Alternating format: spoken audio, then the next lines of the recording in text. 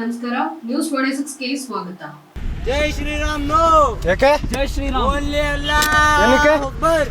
ಜೈ Shriram no. ಯಾಕೆ? ಜೈ Shriram only ಅಲ್ಲಾ ಏನಕ್ಕೆ? ಅಕ್ಬರ್. ಜೈ ಶ್ರೀರಾಮ್ ನೋ. ಯಾಕೆ? ಜೈ ಶ್ರೀರಾಮ್ ಓನ್ಲಿ ಅಲ್ಲಾ ಏನಕ್ಕೆ? ಅಕ್ಬರ್.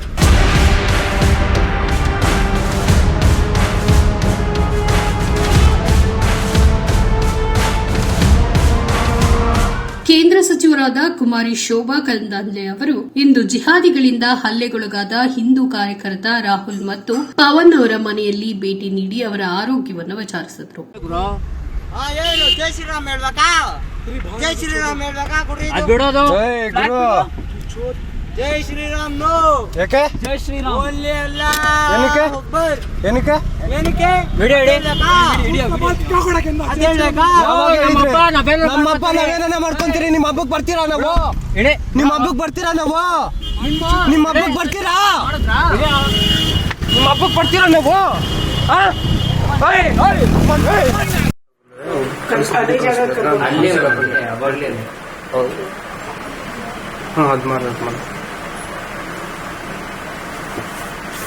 ನೀವು ಆಸ್ಪತ್ರೆಗೆ ಹೋಗಿದ್ದೀರಿ? ಸ್ಟೇಷನ್ಗೆ ಹೋಗ್ಬಿಟ್ಟು ಕಂಪ್ಲೇಂಟ್ ಕೊಟ್ಟಿದ್ದೀರಿ? ಎಫ್ಐಆರ್ ಆಗಿದೆ. ಭಯ ಬೀಳ್ಬೇಡಪ್ಪ, ಇದೀವಿ ನಾವು. ನೋಡ್ಬೇಕು. ಇನ್ನೊಬ್ಬನಿಗೆ ಆರಾಮ ಇದ್ದಾನ? ಎಷ್ಟು ಮಾಡ್ತೀವಿ? ಭಯ ಬೀಳ್ಬೇಡಿ, ಅವರಿಬ್ರು ಹೇಳಿ ನಮಗೆ ಮಾತಾಡ್ತೀನಿ. ನಾನು ಡಿಸಿಪಿಗೆ ಮಾತಾಡ್ತೀನಿ. ಧೈರ್ಯ ಆಗಿರ್ಬೇಕು.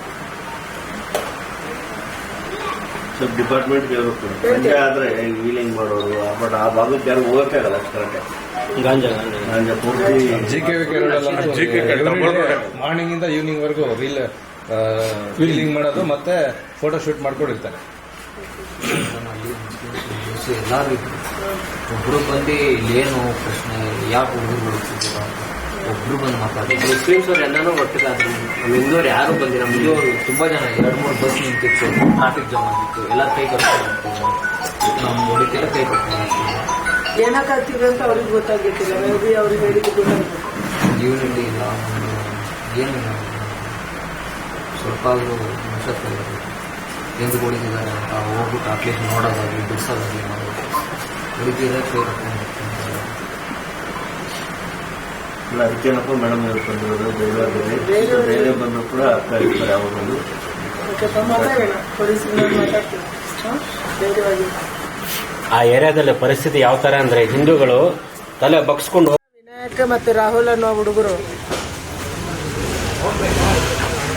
ರಾಮನವಮಿಯ ದಿನ ಭಗವಧ್ವಜವನ್ನ ಹಿಡ್ಕೊಂಡು ಕಾರಲ್ಲಿ ಹೋಗ್ತಾ ಇದ್ರು. MS ಪಾಳ್ಯದ ಹತ್ರ ಅನ್ಯಕೋಮಿನ ಹುಡುಗರು ಅವರನ್ನು ನಿಲ್ಲಿಸಿ ಅವರನ್ನು ಹೊಡೆದು ಅವರಿಗೆ ಹಲ್ಲೆ ಮಾಡುವಂಥ ಒಂದು ಪ್ರಯತ್ನವನ್ನು ಮಾಡಿದ್ದಾರೆ. ಇದನ್ನು ನಾವು ಖಂಡಿಸ್ತಾ ಇದ್ದೀವಿ. ರಾಮನವಮಿಯ ದಿನ ಇಡೀ ದೇಶದಾದ್ಯಂತ ಇವತ್ತು ರಾಮನವಮಿ ಆಚರಣೆ ಮಾಡಲಾಗ್ತಾ ಇದೆ. ಹಾಗೆಯೇ ನಮ್ಮ ಹುಡುಗರು ಬೇರೆ ಬೇರೆ ರೀತಿಯ ಆಚರಣೆಯನ್ನು ಮಾಡ್ತಾರೆ, ಪೂಜೆ ಮಾಡ್ತಾರೆ, ಮೆರವಣಿಗೆ ತೆಗಿತಾರೆ. ಈ ಹುಡುಗರು ತಮ್ಮ ಉತ್ಸಾಹದಲ್ಲಿ ಇವತ್ತು ಭಗವಧ್ವಜ ಹಿಡ್ಕೊಂಡು ಹೋಗ್ತಾ ಇದ್ರೆ, ಸಹಜವಾಗಿ ಹಿಡ್ಕೊಂಡು ಹೋಗ್ತಾ ಇದ್ರು. ಅವರೇನು ಘೋಷಣೆ ಕೂಗ್ತಾ ಇರಲಿಲ್ಲ, ಕಾರಲ್ಲಿ ಹೋಗ್ತಾ ಇದ್ರು. ಅಂಥ ಸಂದರ್ಭದಲ್ಲಿ ಕಾರನ್ನು ತಡೆದು ನಿಲ್ಲಿಸಿ ಅವರ ಮೇಲೆ ಹಲ್ಲೆ ಮಾಡಿರುವಂಥದ್ದು ಖಂಡನೀಯ ಇದೆ.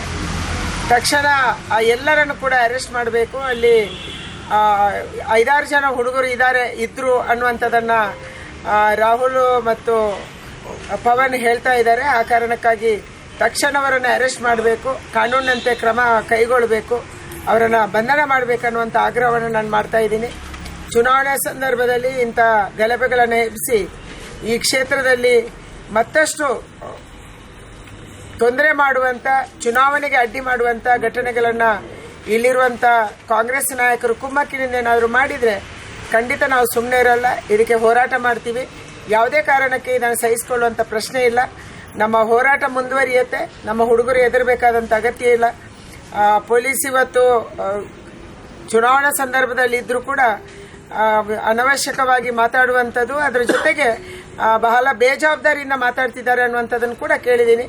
ತಕ್ಷಣ ನಾನು ಪೊಲೀಸ್ ಕಮಿಷನರು ಮತ್ತು DCPಗೆ ಮಾತಾಡ್ತೀನಿ. ತಕ್ಷಣ ಅವರನ್ನ ಬಂಧನ ಮಾಡಬೇಕು ಮತ್ತು ಕಾನೂನಿನಂತೆ ಕ್ರಮ ಕೈಗೊಳ್ಳಬೇಕು ಅನ್ನುವಂಥದ್ದು ನಮ್ಮ ಆಗ್ರಹ ಇದೆ. ಇದಾಗಿತ್ತು ಲೇಟೆಸ್ಟ್ ಅಪ್ಡೇಟ್ಸ್. ಇನ್ನಷ್ಟು ಸುದ್ದಿಗಾಗಿ ನೋಡ್ತಾ ಇರಿ News 26 ಕನ್ನಡ. ನಾವು ನಿಮ್ಮೊಂದಿಗೆ.